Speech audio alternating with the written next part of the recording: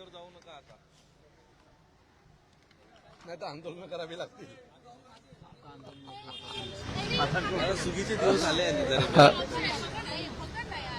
कोण आहे कोणाचा कोण टेंबऱ्यांचे नाक काय वरतून असतात पकडलं तुझा पण पकडला नाटक करतं पोरी सारखे पकड रे.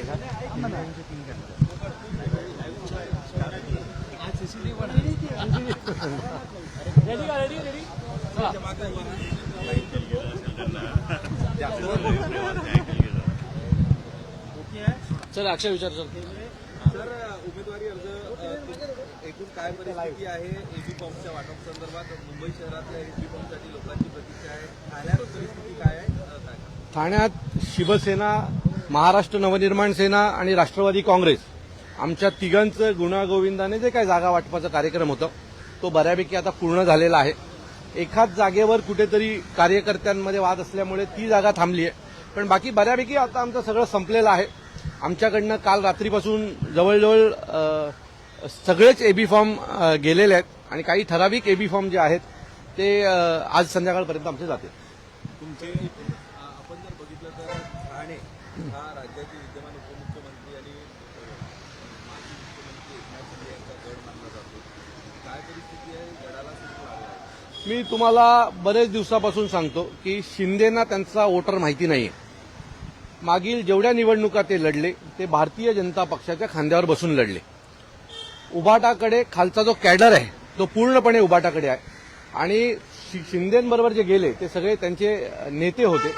सो हा कॅडर जो आहे तो उभाटाकडे राहिल्यामुळे मला असं वाटतंय की जर ते आत्ता यांची उद्या युती तुटली तर सगळ्यात मोठा जर पाणीपत ठाण्यात कोणाचा होईल तो शिंदेंचा होईल.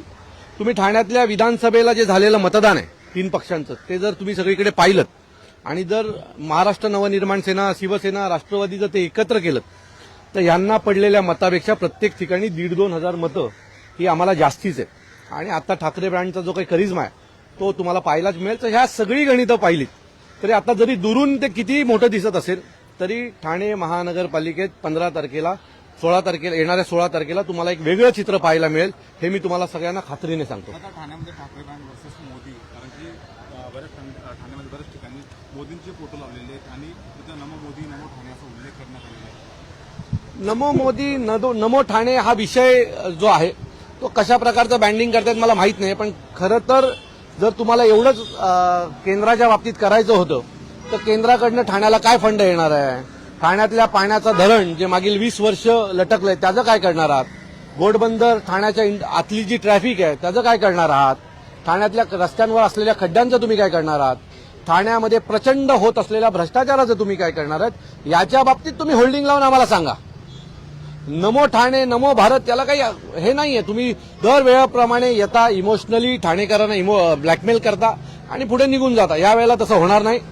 आमच्या प्रचारात हे मुद्दे राहणार आणि आम्ही प्रश्न विचारणार तुम्हाला की मागील 20 वर्षात तुम्ही नाही करू शकलात. केंद्रात 10 वर्ष 11 वर्ष सत्ता आहे, महाराष्ट्रात 11 वर्ष सत्ता आहे, तरी जर तुम्ही कामाचे बॅनर न लावता हे बॅनर लावत असाल तर हे ठाणेकरांचं आणि महाराष्ट्राचं दुर्भाग्य. अविनाशजी एक महत्वाचा मुद्दा आहे की शिवसेनेची राजकारणातली एंट्री ही ठाण्यात महापौर बसवल्यानंतर झाली होती आणि त्याच्यानंतर हा प्रसंग आलेला आहे.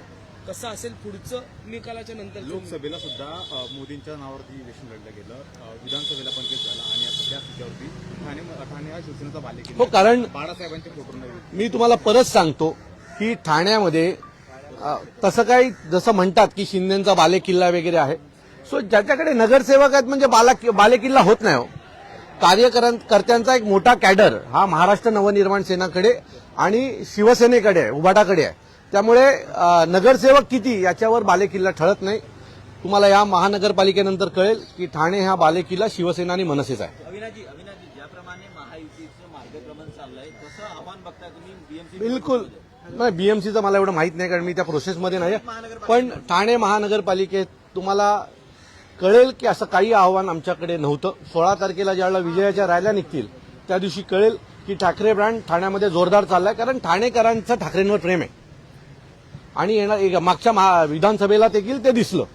आता त्या विधानसभेला जर आम्ही दोघं एकत्र असतो तर यांचं सगळ्यांचंच ठाण्यामध्ये बऱ्यापैकी पाणीपत झालं असतं, अनेक जागांवर पाणीपत झालं असतं. आनंद दिघेंचं नाव घेऊन सातत्याने शिंदे तिथे राजकारण करताना पाहायला मिळाले. त्यांनी आनंद दिघेंचं नाव वापरलं तर त्यांना कितपत फायदा होईल असं हे वाटतं? बघा, आनंद दिघेंना ठाण्यात दैवत मानणारी खूप लोक आहेत, परंतु जे लोक दिघे साहेबांचा फोटो सुरुवातीला एवढा मोठा होता, तो आता असा होता एवढा आलाय, तर ते लोकांना पण कळतं की दिघे साहेबांच्या फक्त नावाचा वापर केला जातोय. दिघे साहेबांचे खरे वारस तर माझ्या मते राजन विचार आहेत, केदार दिघे आहेत. हे सगळे दिघे साहेबांचं जे कार्यालय होतं, मठ होतं, आता त्याला 5 स्टार कार्यालय बनवलंय. त्याच्यासाठी दिघे साहेबांच्या मठासाठी दिघे साहेब एवढा महान नेता होते की त्यांच्याकडे अनेक वर्ष ठाणे महानगरपालिका होती, पण मठासाठी 1 रुपया नाही घेतला. मागच्या बजेटमध्ये दिघे साहेबांच्या मठासाठी 3 कोटीचं बजेट ठेवलंय चहा पाण्यासाठी. आता 3 कोटीची चहा पाणी नक्की काय पिणार आहे देवाला माहिती, पण मागच्या बजेटमध्ये दिघे साहेबांच्या मठासाठी जो माणूस गोरगरिबांसाठी काम करायचा, ज्याचं मठ एका झोपडीसारखं होतं, त्याचं मठ 5 स्टार बनवलं आणि त्या 3 कोटीचं महानगरपालिकेचा जे दिघे साहेब नेहमी भ्रष्टाचारावर बोलायचे, त्यांच्याच मठामध्ये आता भ्रष्टाचार चाललाय चहा पाणीच्या नावावर. आमचा शिवसैनिक, महाराष्ट्र सैनिक ज्यावेळेला राजसाहेब उद्धवसाहेब बोलतात त्यावेळेला त्यांचा ऐकतो, त्यांचा शब्द हा अंतिम मानतो. त्यामुळे खूप मोठा नाराजी नाट्य काय आमच्यामध्ये होणार नाही. आमच्याकडे इच्छुकांची संख्या खूप मोठी आहे, पण ज्यावेळेला आम्ही त्यांना पटवून सांगतोय की कशाची काळाची गरज काय, त्यावेळेला तो थोडासा डोळ्यात पाणी आणतो, पण पुन्हा दुसऱ्या दिवशी कामाला लागेल एवढी आम्हाला खात्री आहे. शिवसेनेचं मनोमिलन झालंय, पण राष्ट्रवादी मनसे आणि शिवसेनेचं मनोमिलन झालंय का एकत्रच लढणार आहात? आमच्या सगळ्यांचं मनोमिलन, घट्टमिलन, जेवण सगळं झालेलं आहे. त्यामुळे तुम्ही काही काळजी करू नका. आम्ही तिघही जण एकदम आनंदी आहोत, सुखी आहोत आणि पुढचा संसारही नीट करू. धन्यवाद.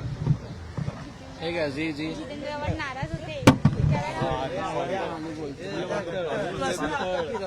हे घे बाबा, हे घे.